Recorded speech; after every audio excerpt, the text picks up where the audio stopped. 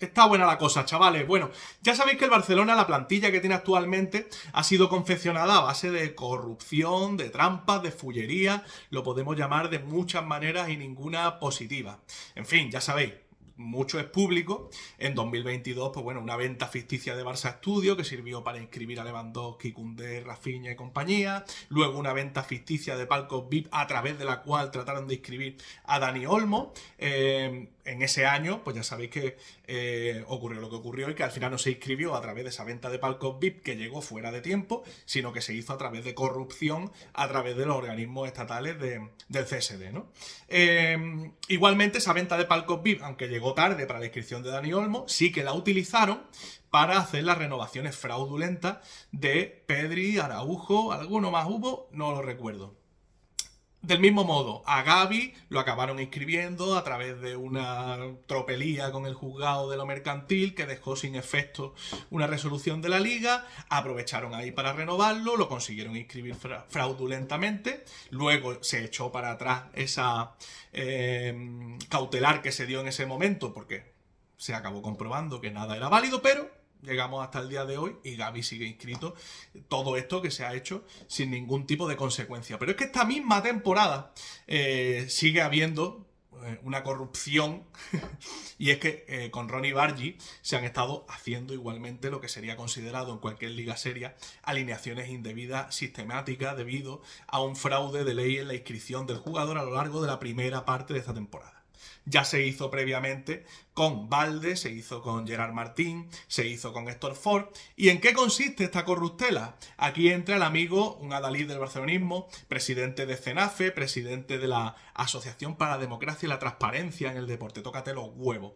Miguel Galán, que dice no ser de ningún equipo, que lo conoceréis porque está lanzando bulos y mensajes adaptados al relato barcelonista de que, en fin, que Negreira, el caso Negreira, que no tiene recorrido, que tal, bueno, recomendaros para empezar en el canal de YouTube de Ramón Álvarez de Mon un debate que hizo con un abogado acerca de los términos jurídicos en los que él estaba entrando, que es todo falso y mentira y bueno, absolutamente demencial, en el que le pega un vapuleo descomunal. Fue tal el vapuleo que llegó un momento en el que cuando veía que todas las mentiras que soltaba se las iban rebatiendo, pues entró en efervescencia, se calentó y como al jodido lo único que le queda es la lengua, pues acabó insultando al de enfrente. Como no lo podía rebatir, pues acabó eso, tirando de lo que cualquier aficionaducho de barra de bar, del insulto. Pues bien, recordaréis que Miguel Galán este verano estuvo haciendo muchísimo ruido con respecto a la inscripción por parte del Real Madrid de Mastantuono como jugador del filial, llamando a los Osasuna en la primera jornada a impugnar el partido para que le quitaran los 3 puntos al Real Madrid en el caso de alinear a Mastantuono. ¿En qué basaba él que esto pudiera hacerse por parte de Osasuna y en qué basaba él el decir que era incorrecta la inscripción y que había un fraude de ley en la inscripción de Mastantuono? Pues os lo explico. Muy sencillo. El Madrid inscribió a Mastantuono como jugador del filial. Por edad podía hacerlo. Estaba en todo su derecho. ¿Pero en qué consiste el fraude de ley? Cuando tú, amparándote en una norma correctamente, es decir, inscribes al jugador, estás perfectamente capacitado legalmente para inscribirlo, pero lo haces con la intención de menoscabar otra norma diferente, que ese sea tu objetivo final, pues entonces se daría el fraude de ley. ¿Qué decía él? Pues que el Real Madrid lo hacía con la intención de no cumplir con los criterios de número máximo de jugadores en la plantilla. ¿Qué pasa? Que el Real Madrid en todo momento mantuvo 24 jugadores en la primera plantilla, más Mastantuono. Por lo tanto, puesto que el Madrid podía inscribirlo perfectamente en la primera plantilla, no incurría en ese fraude de ley. Distinto hubiera sido que el Real Madrid hubiera tenido 25 jugadores en plantilla y aparte a Mastantuono inscrito como el filial, como jugador del filial, cuando de facto es un jugador del primer equipo. En ese caso sí se habría dado el fraude de ley y sí hubiera tenido sentido lo que decía Miguel Galán. Pero como ya sabemos, Miguel Galán lo único que hace es crear un relato barcelonista, antimadridista, basado en mentiras. Bien, pues ¿qué pasa? Pues que para sorpresa de nadie, en ese fraude de ley, ¿quién incurre sistemáticamente? El Barcelona, que durante muchísimos años lleva cogiendo jugadores del filial, inscribiéndolos como jugadores del filial cuando de facto son jugadores del primer equipo ¿Y por qué lo hacen? Pues con la finalidad de eludir la normativa de límites salariales. No lo inscribían con el primer equipo porque los límites salariales se les iban.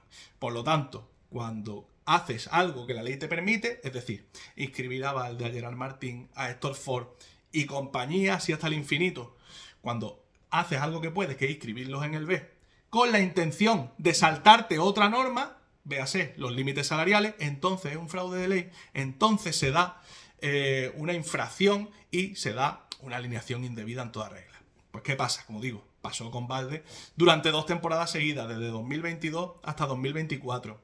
Pasó con Gerard Martín y Héctor Ford a lo largo de la temporada pasada. En fin, y así hasta el infinito. Como digo, el Barcelona su plantilla la ha creado a base de corruptelas y de infracciones sistemáticas del reglamento a todos los niveles. ¿Y qué pasa? Que eso todavía tiene traducción en esta temporada, en la que ha pasado lo mismo con Ronny Bargi, un fichaje que han hecho para el primer equipo totalmente, es de facto desde el principio de la temporada jugador del primer equipo, no cuadraban los límites salariales y por eso lo inscribieron con ficha del segundo equipo. Tanto es así que realmente es del primer equipo que cuando ya han cuadrado los límites salariales ni siquiera han disimulado. En enero ya le han dado dorsal del primer equipo. Pero los 9 partidos de liga que jugó a lo largo de la primera parte de la temporada son alineaciones indebidas total y absolutamente. Los medios convencionales lo están silenciando. Y es una pena que tengamos que venir gente que estamos fuera de eso, fuera de ese sistema corrupto que además demostrado, ¿no? Infinidad de medios subvencionados por el Barcelona. No es ninguna casualidad que tengan silenciado todo lo que tienen silenciado. Pero recuerda, que no te engañen, que se lo crean, pero que no lo hagan.